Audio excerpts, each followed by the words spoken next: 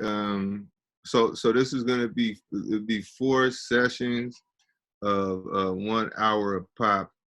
The next, this same bad time, same bad channel. Today, actually, for those that have dealt with me before, we're going to do the dialectical materialism crash course. So if you already, if you feel familiar enough, I will not I won't be upset if your little square disappears. You know what I mean? If you want to stick around for the, for a refresher, that's cool.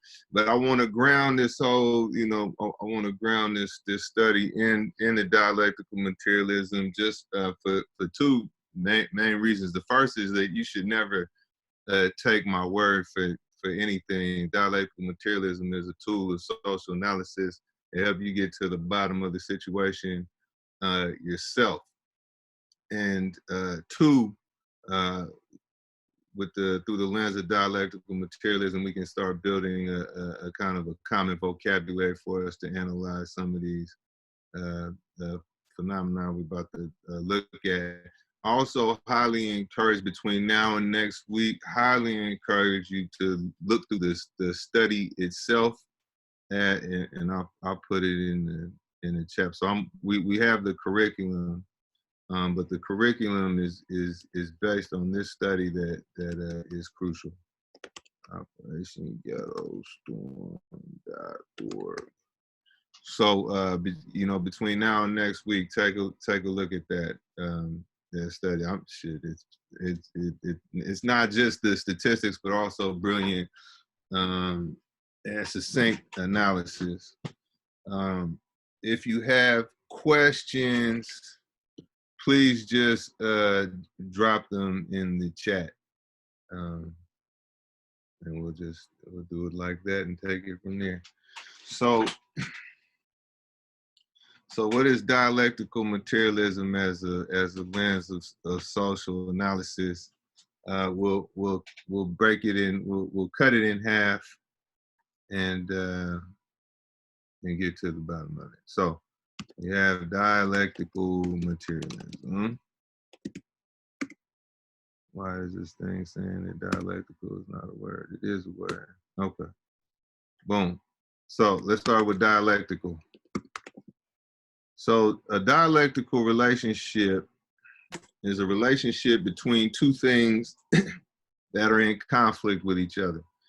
And their conflict creates a third thing. That's the basic thing to understand. But now it comes from this cat, I don't know his first name, but this cat named Hegel, who was a philosopher who came in on the tail end of, he might even be considered the last of a few generations of white Enlightenment thinkers. And one of his preoccupations were how do ideas themselves evolve, which was a groovy evolution on his part as far as just, analysis. And that one of the problems of European Enlightenment was they still, even though they escaped, divine architecture as facilitated by the supremacy of the church and monarchy, they still had a tendency to make concepts divine. And so they had these great metaphysical, so there'd be the self, but this self was still kind of almost a magical construct. But an idea would kind of be an unchanging, eternal construct that would just apply itself magically to the land. And so his, it was a groovy step for them, for Hegel to say ideas evolve, and he argued that they evolved through dialectical relationships. Is really say they evolve through conflict or negation. So you might hear thesis, antithesis, synthesis. Okay, so you have an idea, a challenge comes along to it. Through that, contention, a new idea is born, or at least an amended idea is, things change. Okay, so but for all intents and purposes, all you have to think is just thing 1, versus thing 2 creating thing 3. Okay. So now, is there any questions on that? Don't ask me too many. That's super rough. Crash course on like, you know. So ask questions if you dare. I might not have the best response. I highly recommend. Hegel is an interesting cat. Got a few of his books here that grew. But is there any questions just on that little short breakdown? No? Okay. Groovy. So materialism. What materialism really connotes is just everything tangible. Okay. So now when we're looking at society, everything that society is actually made of. Again, beyond the metaphysical concept, beyond the magical, you know, beyond the divine comedies, what is actually outside? What is actually in your house? What's actually in your room right now? Everything tangible, everything you can see, everything that can see you, everything that you can physically affect, everything that can physically affect you. Okay, that's what materialism implies. Now, when we put them all together, the assertion is that society, or the materialist society, is the product of dialectical relationships. Oops, shit. Between groups of people. So now, whereas before it was just thing 1 or idea 1 or thesis, antithesis, whereas before it was just the realm of ideas, now we're just in the realm of people. So thing 1 would be group 1. Thing 2 would be group 2. And the thing 3 would be a piece of society. So society is a product of struggles.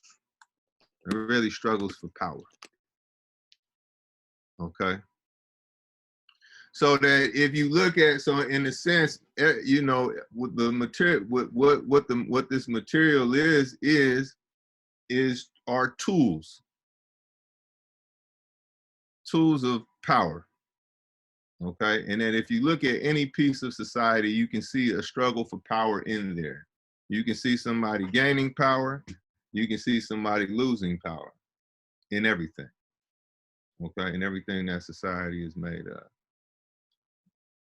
And that is the broad pill to swallow. Any questions on this so far? Again, just shoot in the chat box and I will address. No, Ruby? Okay. Moving along. So now these struggles for power have a word that you might have heard before. Contradiction. Okay. So a contradiction is the basic unit of society, or the basic unit of generation of society. And the contradiction has 2 characteristics. Okay. I can't spell for shit. Okay. Characteristic number 1. You have 2 groups, 2 social groups, struggle for power. And now here's the one some people can't wrap their heads around sometimes, but they define each other. Or to be one is to not be the other. So when it comes to power, to be black is to not be white. When it comes to power, to be a woman is to not be a man. When it comes to power, to be non-binary is to not be binary. See, and on and on and on. Okay, when it comes to power. All right. Do we buy that? So again, look at, so we're analyzing, you know, again, if we, and if we had, you know, if I had a whiteboard or something, we could just put up pieces of society, and we can just, we can see all the contradictions that are at play within them. Or we can do it the other way. We can take a contradiction and see what pieces of society it has produced or continually produces. Okay? To be a good person means to not be a cop. Well, that is funny, but you know what I mean? But what we're gonna, but for the sake of being dialectically materialist or materialistically responsible, we are going to now say that we're no longer in the realm of good and evil. Okay, you have people doing things. Okay, and you have people being defined by their function. And you have people who define themselves according to their function, and you can see how this is where the police come in as definitely a tool. I can dig it, brother. Yes, idealism. So the police do what now? I mean, and you know, we can even trace, like, so everybody knows where was when did the first badge enter history's imagination? Slave patrols. Slave patrols out the gates. Yep. Okay. Definitely a tool of, you know, white slave owning class to maintain power over black resistance. And what we're also going to see next week. So now I don't know how many you all have taken a little skim of the actual curriculum, but we're going to supplement it with some history. It's important to look at a more complete picture of the origin of the United States and why police are so hyper, and why white so-called citizens are so hyper. Because whiteness is actually, I've said deputization, it's a vigilant, I would say a vigilant social agreement. So it's like the first laws on the books that made white people white were laws that said you had to question any African person you saw walking at night, or you had to patrol slave quarters, so-called slave quarters, and this type of thing, right? You have to call the police, right? So, or you have to get some kind of authority, right? You have to lynch somebody, okay? And that's why it's a never ending. In order to maintain power, it's not event to event. It's not incident to incident. It's a state of mind. It's perpetual war against black people, and police are just the tip of that spear. Okay. But I have a quick question. Yeah. My fault. So when you talk about power and like in perpetuity, does that assume that power, like, so the materialists assume that power is, I don't want to say inherent, because I don't know if that's the right word, but like power will always exist? No, that is say power. Really, and what we're talking about is organization of violence. Organization of violence is required in order to maintain a system of repression and exploitation. So as long, inherently, I mean, so we can even look at, let's look at what capital is itself. Like, what is money? What is this fucking dollar itself? What actually happened to create that dollar? What actually happened to create wealth? There's a concept called surplus value. Okay. So now what that means is basically surplus value is actually is actually how you get the blood out the turnip. And what it basically is every dollar is just every dollar generated byproduct, the byproduction, is really a dollar that somebody didn't get fairly compensated for. So if you look at a sweatshop, right? You know, we'll leave slavery alone, you know what I'm saying? Because that's about like, that's surplus value on steroids, or that's surplus value on a steroid yet to be invented. So you look at a sweatshop. So a sweatshop worker, just for the sake of my terrible grasp of math, we'll say that a sweatshop worker makes $1 a day. Okay. And they say they're making shoes. So what this means is, after the sweatshop worker has made one pair of shoes, and we'll say that pair of shoes is sold for $100. That one pair of shoes sold reproduces that sweatshop worker for 100 days. So you got $100. A sweatshop worker, we can pay that sweatshop worker for 100 days. Don't have to think any more about that worker. What this in essence means is, every pair of shoes that sweatshop worker makes from after that pair of shoes for the next 100 days is free money for the capitalist. This is what actually produces wealth. Okay. So now we look at a slavery, which is what? How many years of absolute surplus value of only profit? You see how much wealth that produced. You see really how the world's wealth, or the modern incarnation of the world's wealth, really was produced. Okay. In order to maintain that situation requires violence.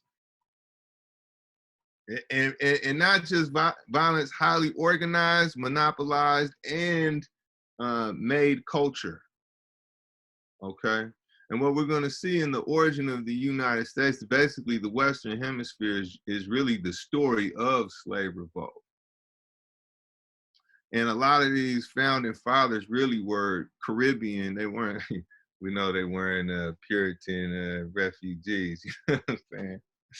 A lot of them were actually just Caribbean plantation owners that figured out that, or it was plain to see that the Caribbean plantation system wasn't tenable, because there was too much revolt there, and there was too much revolt because it killed too many people. So there were too many African-born so-called slaves there, and people not born to it are more likely to revolt, right? So they said, well, we can solve this problem with space.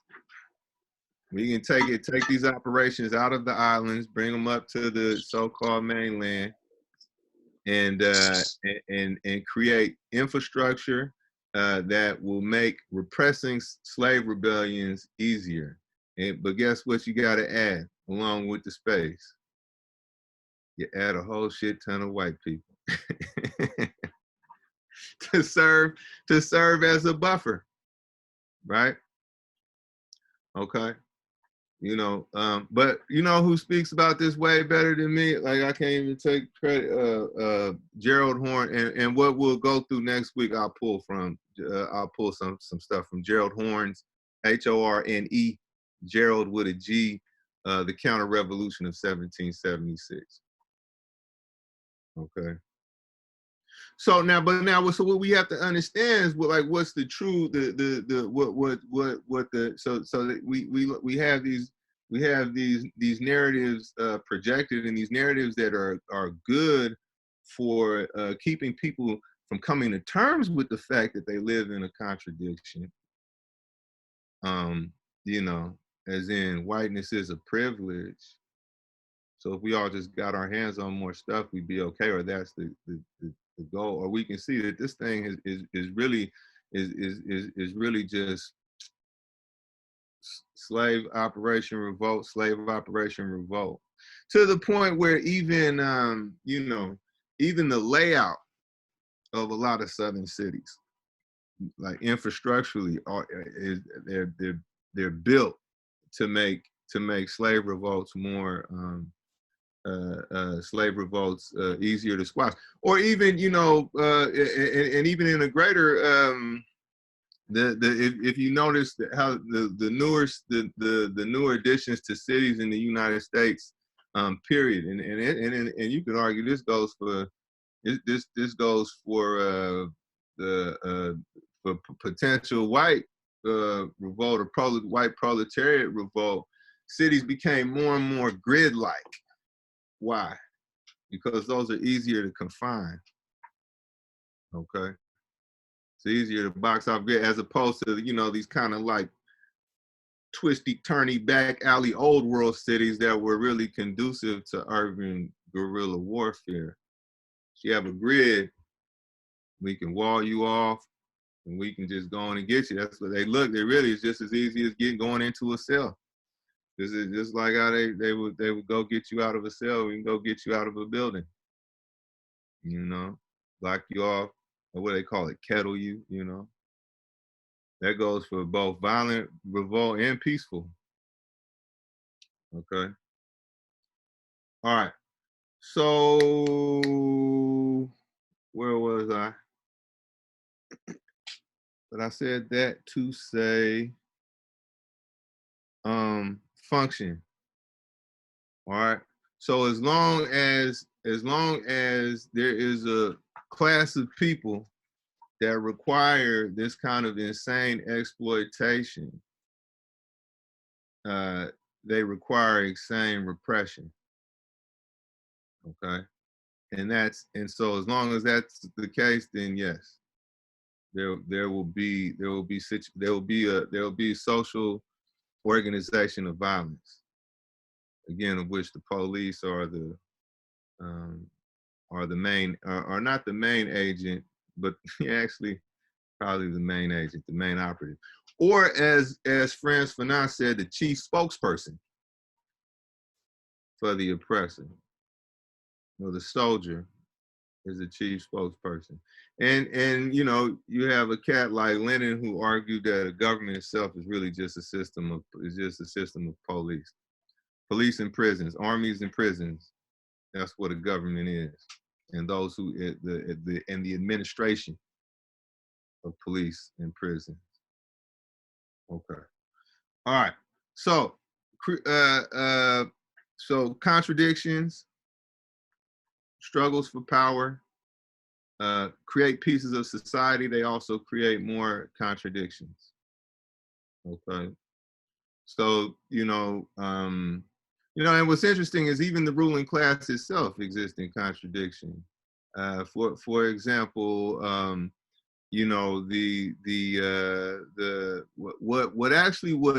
what George W. represented, what George W. Bush represented was not just the kind of the acceleration of this hyper surveillance society that we find ourselves in now, like Patriot Act and launching another perpetual war and this type of thing. He also brought in he was also a corporate shift, and really got to privatizing all kind of shit, including trying to privatize the military in a way that there was actually ruling class resistance of. Okay. And you also see the ruling class kind of split on this kind of heavy cultural use of white nationalism. You have some of the ruling class that don't want the rallies. They don't want the circus. All right. But then we see on our side of the contradiction what do a lot of oppressed people do within the confines of our oppression is we turn on each other, right? So you have a prison to destabilize oppressed people. You have a ghetto, right? But within it, we're not unified, or we're not always unified. or we have a lack of unity enough to make it, you know, to make resistance very difficult. Okay, we don't say, hey man, we're all one side of the contradiction. You know, interestingly, this even goes across race lines too in prison. And so it's also interesting that to kind of like the most effective revolutionaries that come from within the prison system actually end up uniting races. That was one of the reasons why George Jackson was so dangerous. I don't know if everybody's familiar with George Jackson. Definitely become familiar if you're not. But when George Jackson would touch down in a prison, so-called inmate on inmate violence would go down. Inmate on guard violence would go up. In fact, one time I taught a similar lesson to this in a county jail in San Francisco, and you know, we were going along. It was like 2 days, and by the end of it, you know, everybody in the room, you know, black, brown, and white, came to the conclusion that they were all on the same side of the contradiction and should act accordingly. I don't know how long it lasted, you know what I'm saying? But so anyway, so contradictions create society. They also create other contradictions, and that actually, and how contradictions create other contradictions is probably worth spending more time on. Both speaking and just you know, and just analysis in general. What kind of current modern social analysis would do good to undertake. But now what this then leads to is, if you work backwards, then every society has a principal contradiction. Principal contradiction. Okay. And the principal contradiction is the contradiction from which all contradictions spring. And now this is not a temporal thing. Though history plays a part, right? History contributes to the material. Now, I mean, if you look at every situation as far as who's gaining power and who's losing power, if you follow the power, you will get down to a principal contradiction. Okay. Now, what actually a principal what the principal contradiction in a society is kind of depends on who you ask, right? So, for example, there's like white communists that want to say the principal contradiction is worker versus capitalist. Okay. And you know, if you get to there's valid there's value, you know, it's worth an investigation. Unfortunately, what's historically happened is it's often it's become it's a matter of leadership.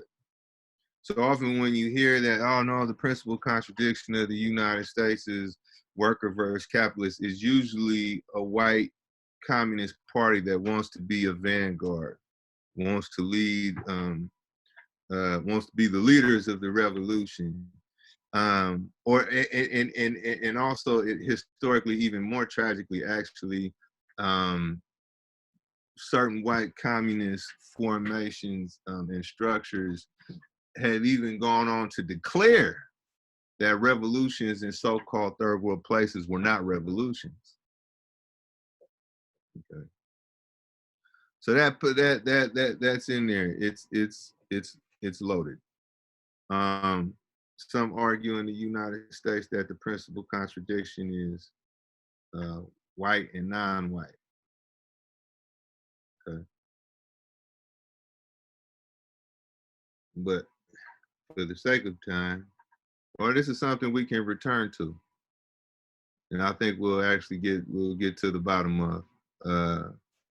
We'll get to the bottom of as we keep moving and see how these police function and all this. So we have a principal contradiction. Why didn't they think of them as valid revolutions?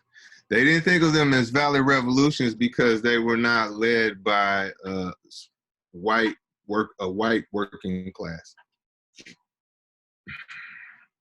So in classic Marxism, and this is not Marx's fault because he was really, I mean, well, he did kind of, he did have some examples, like a lot of these cats didn't touch the Haitian Revolution. I don't know why. I have a feeling I don't know why. But in Marx's defense, you know, he's looking, you know, he's looking at Germany, he's looking at England. Okay. So in classic Marxism, a revolution is led by the working class for a few reasons. And this is rough. Okay. I encourage you to study Marx. But one, because the working class is actually workers are the most, as opposed to peasants, and as opposed to the so-called lumpen proletariat, you know, as opposed to street cats, okay, are the most developed oppressed people, as far as they have the most developed skills, right? They also have a natural militarization or a natural, so they can also lead, because actually to be a worker, so like, I don't know if anybody's had a factory job before, but it's pretty much a military operation here. Fucking chains of command. There's, you know, get deployed. You know, I used to pull all the boxes off the trucks. You know, I was low on the totem pole. Right, right. But we're so the working class, the existence is already, cats already exist in a military unit, so that they're almost already primed for you know, to take their structures and make them revolutionary. And last but probably most of all, they're right there at the point of the ruling class's main point of extracting wealth. That they're right there where the ruling class is vulnerable, within processes of production. Okay. So in classic Marxism, you don't have peasants leading revolution. But now if you go to the so-called third world, you know, Vietnam is considered a peasant society. And it was condemned. Their revolution was actually condemned by white communist, well, some white communist organizations.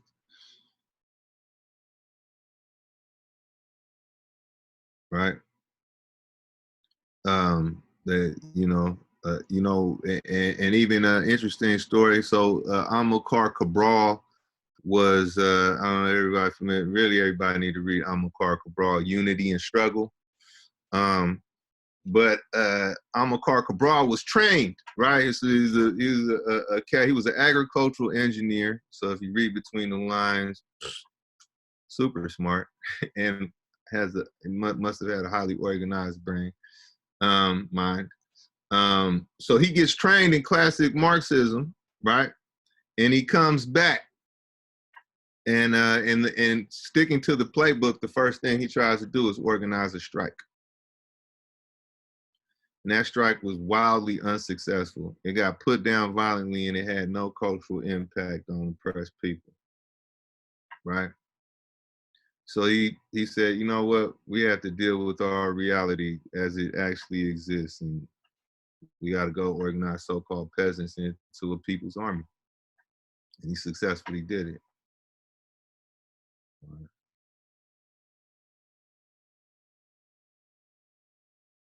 Okay.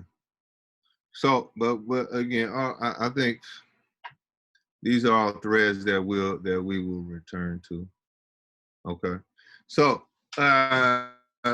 we have we have a principal contradiction that is the main culprit contradiction. What then we look at is stages of society, stages of a society's evolution. Okay. And you determine a stage of a society based on the state of its contradictions. So all that to say, you know what stage you're in based on where the contradictions are at. So what could be a minor contradiction if we were on a board and there was stage 1, stage 2. What could be a minor contradiction in stage 1 could be a major contradiction in stage 2. Or major could become minor. Or a contradiction that exists cannot exist. and vice versa. Okay. Or how we know that Obama did not signal a new stage of society. Well, you know, this extrajudicial killing shit for one. As Oscar Grant was murdered on a BART train platform 4 days before Obama's inauguration, shot in the back while he was handcuffed. Okay. So now, what is the revolutionary stage? Revolutionary stage, and we should say now. And let me tell you something. I'm study the Marxism. That we you know there's no point in trying to come up with some kind of eclectic esoteric, like run through it all and then you know and then modify as you see fit. I'm definitely, you know, learn other people's basics. That's just fine. Okay. But one thing so actually one thing that Marx said was that his original contribution to political theory was not the analysis that society was broken up into classes that exploit a class that exploits another class. He said his original contribution was the concept that this would lead to a revolution. Okay. And the revolutionary stage is basically the stage where, you guessed it, the principal contradiction is resolved. Okay. So revolutionary stage, principal contradiction is resolved. Okay. Now, how do you actually resolve this principal contradiction? So going back to the police, we understand that the police are agents, definitely agents of the principal contradiction. They maintain power, they maintain control, they maintain repression. So, and the ruling class has this whole system that they wield. Are they actually without power if they still have their police? I mean, you kind of tell that's a rhetorical question.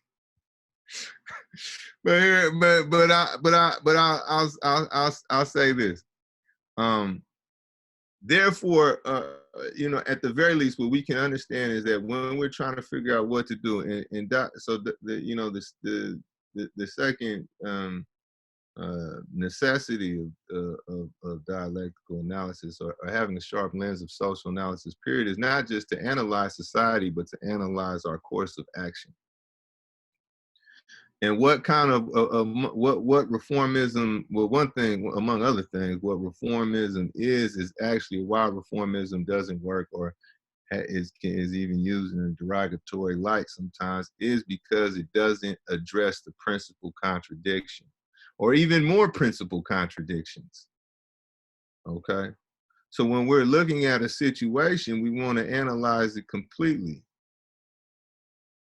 And when we're looking at what we're going to do, like, well, what is this? Or so when we're trying to figure out, well, what actually is revolutionary program? Well, how do you actually resolve the principal contradiction? And if we're going to do that, then, you know, well, then what exactly does the program look like? For example, and if anybody has tapped in with my Instagram, you know, I gave an example of some work I did in Mississippi, and one of the operations, we was trying to create a perpetual human rights watch or human rights investigation group that will perpetually run through the county jail that everybody in Jackson would get thrown in. Okay. Now, why? Now, was this resolving the principal contradiction? Explicitly, no. But how is this how is this aspiration? Because it didn't, it wasn't successful. But how is this aspiration more almost materialistic? materialistically responsible, right? Well, what we have, so it, you know, with the principal contradiction, the ruling class, I say the white ruling class, wields a system, okay? One of the powers, the power in that, the power in that equation is that it's the system that system oppression. All of this is the aggregate of functioning parts, of functioning entities, right? Whereas our resistance, you know, unfortunately, and we see unsuccessful, and we see by how everything just keeps marching towards oblivion. One of the reasons is we're event-based. Let's have a protest, you know, let's have an action, right? But oppression or the ruling class doesn't operate in events.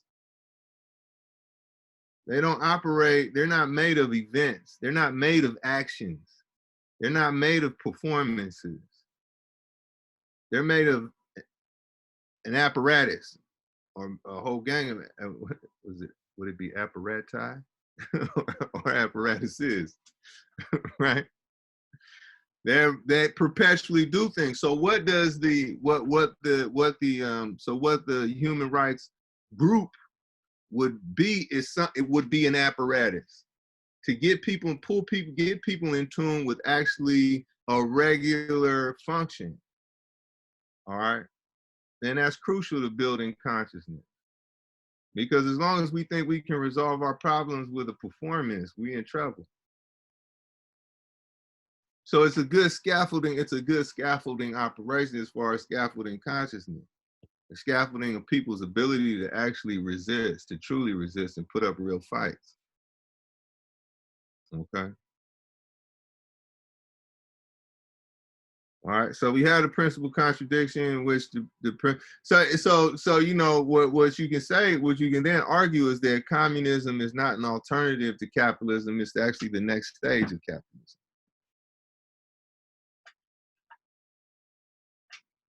All right. So now why do we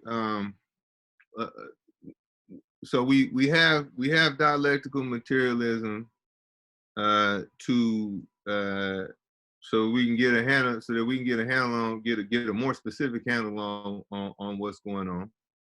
One, two, get a more scientific, really get a more intelligent handle on what we have to do. And three, to combat our brainwashing, okay? Because we subscribe to all kind of fucking misanalysis all day, every day. A great big part of that is due to our function, though. Number one was the number one is just so we can get a specific handle, scientific handle on what really is creating reality, and how, what is reality actually, what's happening within it. Okay. But now misanalysis though, it's because nobody in this box, to keep it real. I mean, we have revolutionary leanings and tendencies, but I'm assuming most of us have the majority of our existence is an individual assertion. Poet, you know, or educator, right? But not member of blah blah blah. I can't tell you. Unfortunately, I don't have a membership card to anything right now. You know? Right? And let alone you know, an even larger, you know, revolutionary side, organization, right? Movement, or whatever formation. So that very much determines what I subscribe to.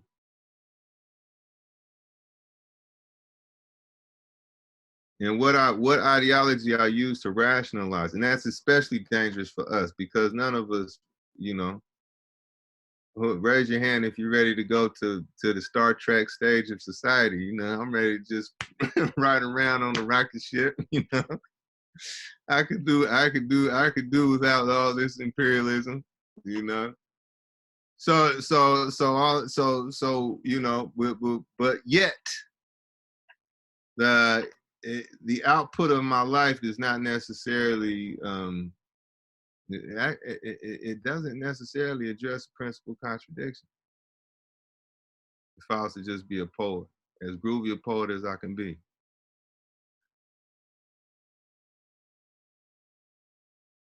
Okay, so now, but now this misanalysis, this misanalysis has a few flavors.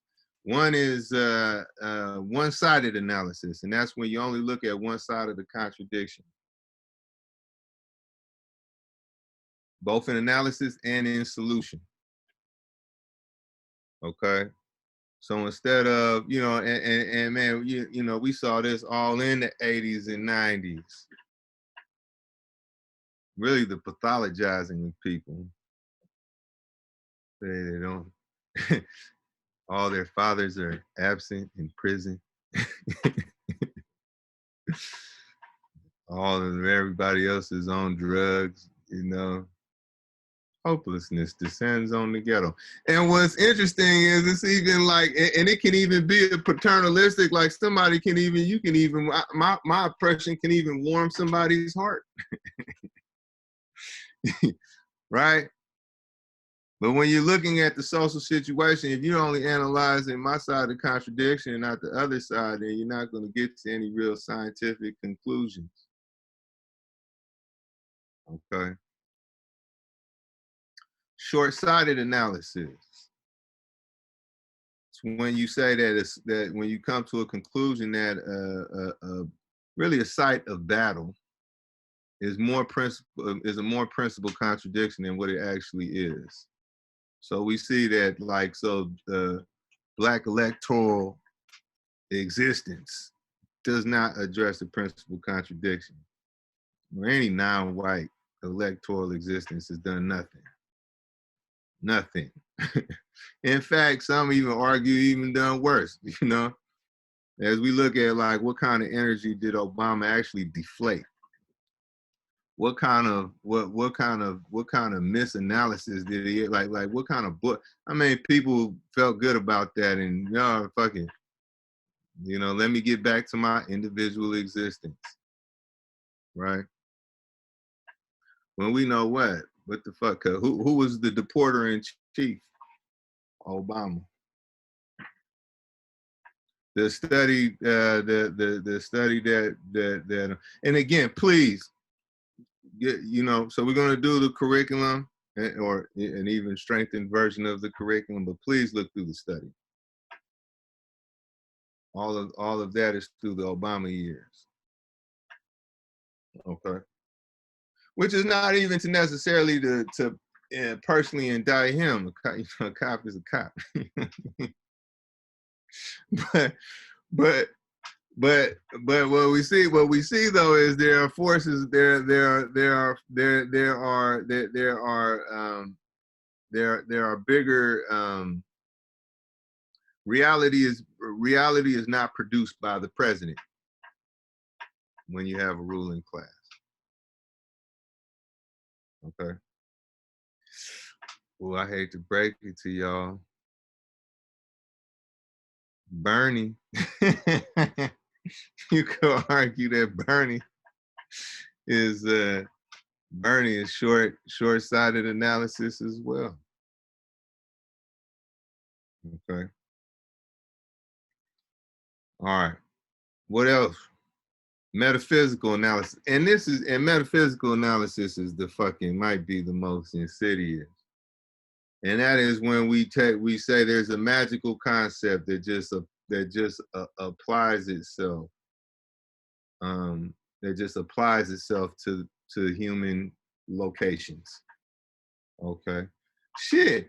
Even in our groovy analysis, like even in our righteous, even in our social, even in our politically correct, lack of a better word, indignation. Even in our beliefs, so we can say, hey man, capitalism must go. We can't, how we fight, you can't fight capitalism, but you can fight capitalists, you know? White supremacy is all over the place. What do you mean? No, white supremacists are all over the place. White supremacists with guns, or white supremacists with control over what the people with guns do. White supremacists who organize the people with guns. Okay. So, you know, or the cliche, well, there's slavery everywhere. As a matter of fact, like slavery exists on Mount Olympus next to Zeus. And it just flies down and it applies itself to human history. They had slavery in Africa.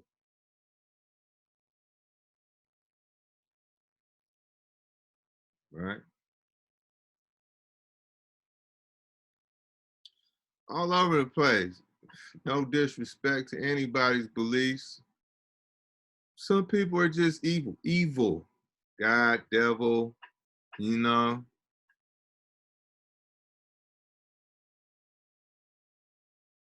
To a certain extent. But that's not gonna get to the bottom of my fucking problems. That's not gonna get us past systemic functions. And we see that often really what these metaphysical concepts do, subscribing to them, is they deflate us. They make us inactive. We throw our hands up. Because if the subtitle of a lot of that metaphysical analysis is what? It is what it is. Right?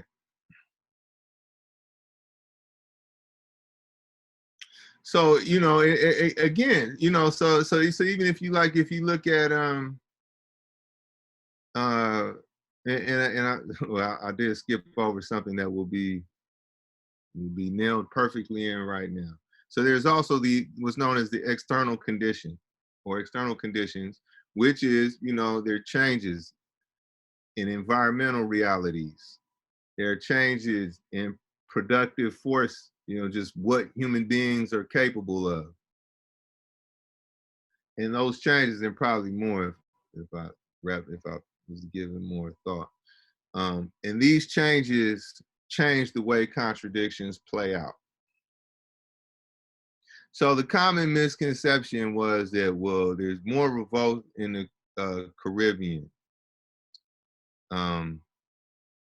because there's just something different about Black people in the Caribbean, right? Well, again, when we started in the beginning, what did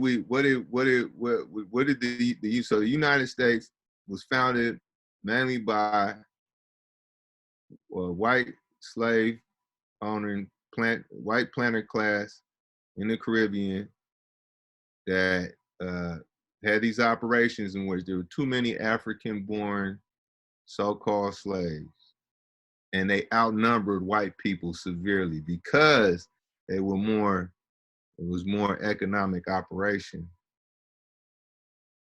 You got African-born people, you got people born free, you got numbers in our favor.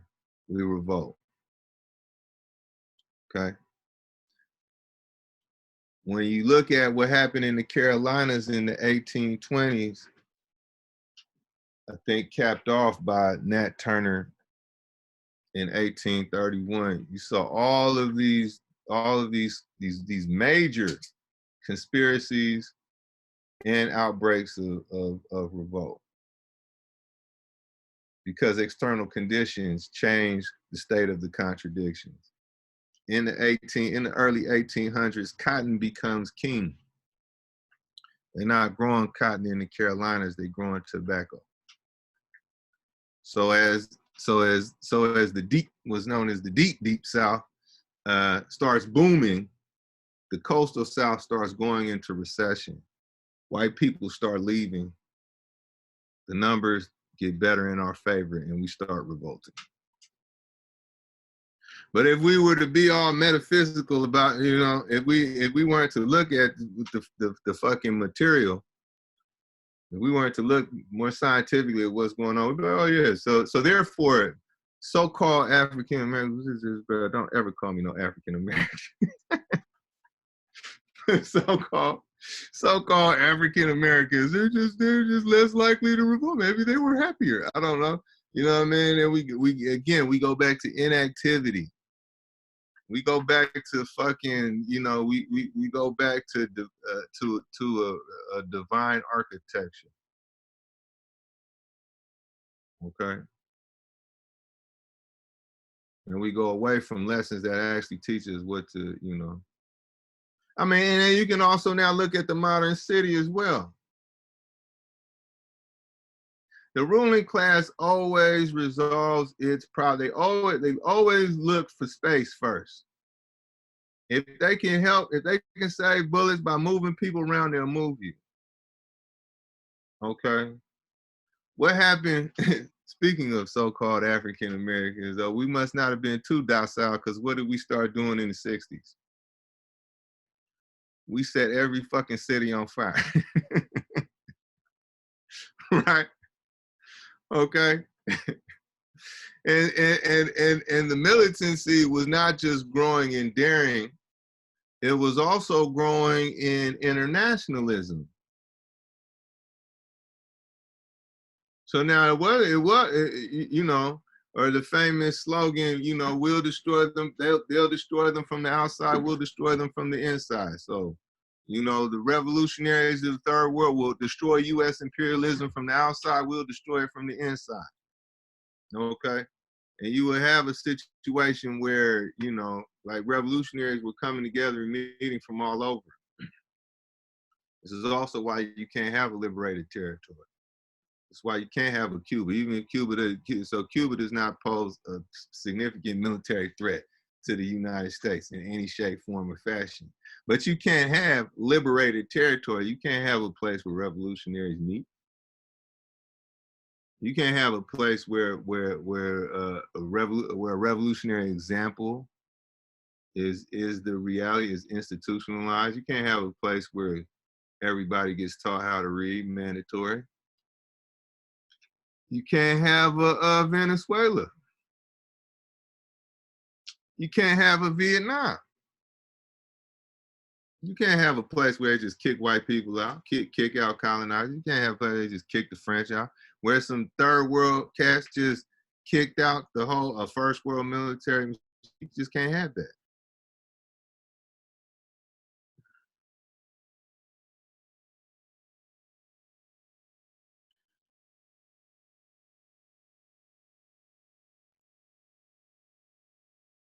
Are there any questions? Is that analysis of Carolina and the counter-revolution of 1776? Or do you have a book to? Man, no, I've had those facts in my brain for some time now. That I was doing some research on Maroon communities actually. When I got my hands on that, I'm fucking. Nah, I'm blanking on that. No worries, thank you. Some good shit though. Right on. It might be in the count. It might come up in the counter. I mean, shit. I don't have that. I don't have it on me, but the fucking book is thick.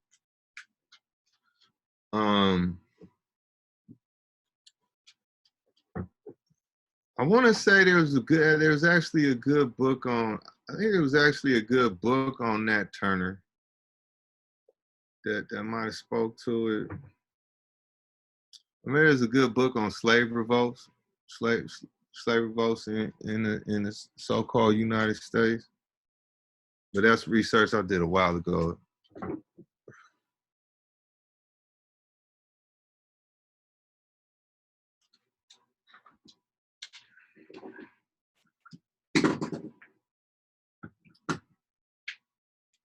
So, you know, you're in a situation, right? So we'll burn anything down.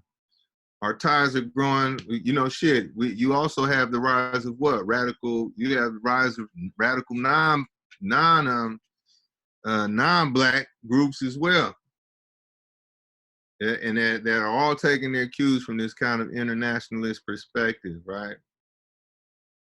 Well, what do we have to do? We got to get production out of here. So some actually argue that what globalization is about is not just that, oh, we could make a rhetorical or to impersonate the ruling class. It's not just we'll make more money if we put our factories in places where in places neo-colonial countries where, you know, people work for nothing. We also secure our position by moving production outside of the hands that will hurt us, or not just to destabilize, you know. So we know a lot of our neighborhoods, a lot of non-white neighborhoods went to shit when production left, when jobs left. But it also is a military. It's militarily wise to move your vulnerability away. Okay, but now where could they not do that? Where could they not move? Where could they not move industry? Here in the wonderful Bay Area, can't move tech, right? Tech got to be here. So if tech gonna be here, who not gonna be here? Who do they got to get out of here? They got to get us out of here, right? We didn't stand a chance. Black and brown people in the Bay, we didn't stand a chance. There was no way they was gonna let us stay in here. Now, you know, what do they say, by the 90s, there's a good, where is it? Man, I just was showing it to somebody. Oh, man, where did it go? Man, I literally just had it in my hands a few days ago. There's a good study, good political economy of the Bay Area. But basically by the 90s, 30-something% of all global venture capital was coming into the Bay Area by the 90s. You're not gonna have any, you can't keep with so many oppressed people in this type of situation. Okay, so it's not just like, oh, well, you know, we'll make more money if we have more upper class people in our cities. It's a military move. Okay. Can you clarify how communism is really the next step of capitalism? So communism is what happens when when you have a revolution or a socialist revolution in a capitalist society, which is two things. We're just gonna keep just to keep it to the classic, to keep it classic. So you have two things. You have a seizing of the means of production, and the means of production, you know, production just being, you know, every step of the way that turns a natural resource into a product. That is production. Okay. The means of production is everything that makes that possible. Right.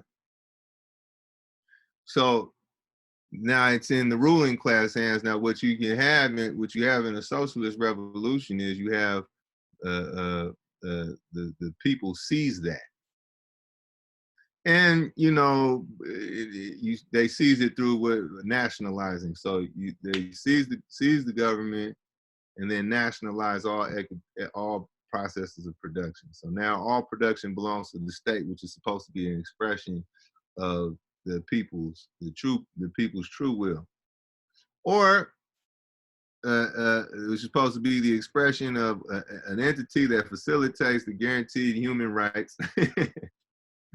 You know, it takes care of actual human needs. Okay. So you seize production, and you also dismantle the ruling classes, armies, and prisons. That's technically so that's technically what the socialist revolution is. Now, what the problem is, or why would so what there's like this little sub step after the socialist revolution, after the means of production, and after the means of production and the apparatus has been dismantled, right? So these processes of production are supposed to be running through a government. That's called state capitalism. But a lot of places that had so-called communist socialist revolutions or so-called communist states never got past state capitalism. And it's not all their fault. It's not all because again, we don't, everybody, I know it's tempting to get metaphysical. Right? Well, because evil motherfuckers, some shady, opportune, whatever people just took control of the situation, because that's what happens. What often doesn't get enough what doesn't get pointed out enough is that it's perpetual war. Once and in fact, so like, for example, when the Vietnamese actually started lightening up, they started letting capital in. One of the things they said is just like, we couldn't ask our people to suffer anymore. Millions died. 1 million activists died, let alone the soldiers and all this. Like, I don't know what the final body count on Vietnam is, but you had maybe 3-4 million. I don't know. Died just in the effort, and then have to deal with all the blockade shit and all this. They just was like, but we can't ask our people to suffer anymore. Okay. Well, we have these, we get painted pictures of like these evil dictators and shit like that. I mean, like, even a cat like Stalin, man, like, the whole world is trying to take him out and trying to take Russia out. Okay. But now technically, actually what communism is interesting. It's actually, communism is actually kind of is almost more akin to an anarchy, in that so the premise is, you have a state apparatus as it exists now. The ruling class have a state apparatus to maintain these realities of repression, exploitation, repression, and all that. Eventually, if you have a society in which production is reoriented around just taking care of people, if production is reoriented around getting us to the Star Trek age, the actual role of government becomes less and less, and so the state withers away. And so communism is a stage where there is no government, actually. So it's kind of like in the classic definition. So that's also like, so you see how propaganda with communists or this, that, and the third, blah, blah, blah. Well, actually, technically, like, according to, by definition, communism is when there is no state. Because the understanding is that generations born freer and freer won't need a state.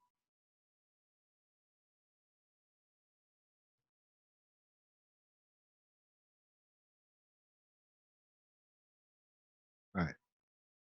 Eliminate the need for class money hierarchy. Right. Negation. Or you could just read the chat box.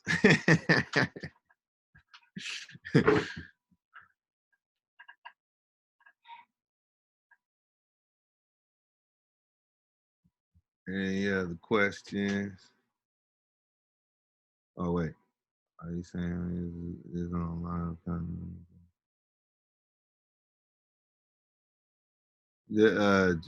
Joy, do you feel like that what I just said satisfies the question, or is it something more specific?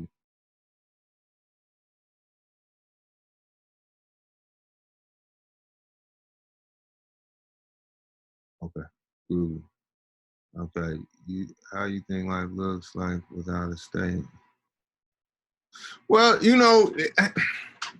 if you like, so I saw some groovy things in Venezuela. Now, I was on a delegation, and I'm sure there was some people, places, and things. And actually, it was funny. I did like inadvertently talk to some people that was like, I don't give a fuck about none of this. That weren't all enthused about 20th century socialism or 21st century socialism. But it was one hell of a thing to see a hospital where you get a fucking heart transplant for free.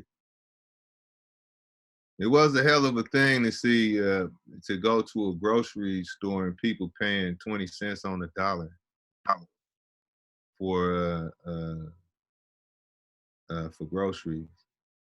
It was a hell of a thing to see, like, fucking like high-rise apartments built for cats with free rent.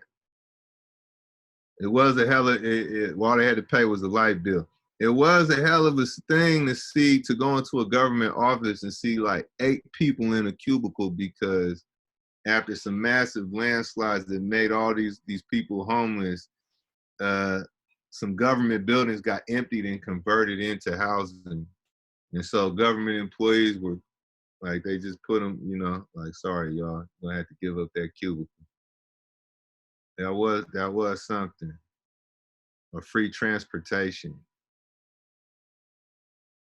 Imagine if Stanford was open admissions and free. So it doesn't even take a whole lot. Hey, and you want to know my favorite part of that trip? Actually, how excited the artists were. The artists were excited. It's a thing, man, when people feel like, nah, man, people are determining reality. The artists were excited. The academics were excited. Like the fucking rap group ran the fucking ran like the major child program. And I mean, like imagine if the Migos was running child programs.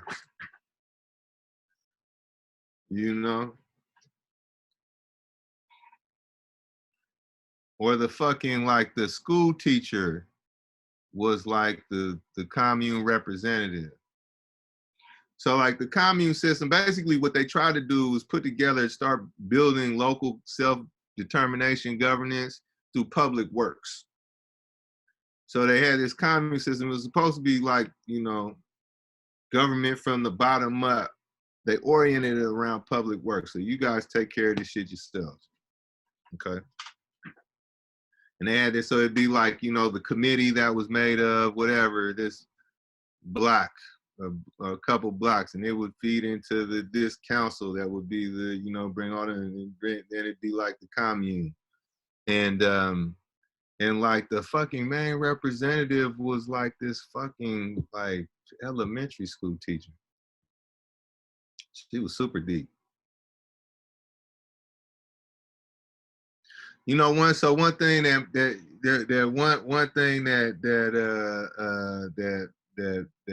Marx argued real early in life too, man. I say this to people, man.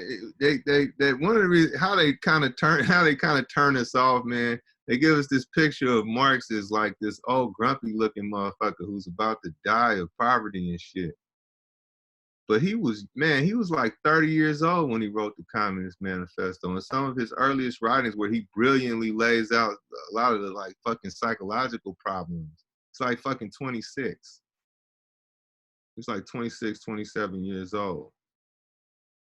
He had a really, he had an exciting mind. But anyway, one of the things he says is you don't have a liberated people until, or you don't have a liberated person until they have reincorporated into themselves these powers that they have given away.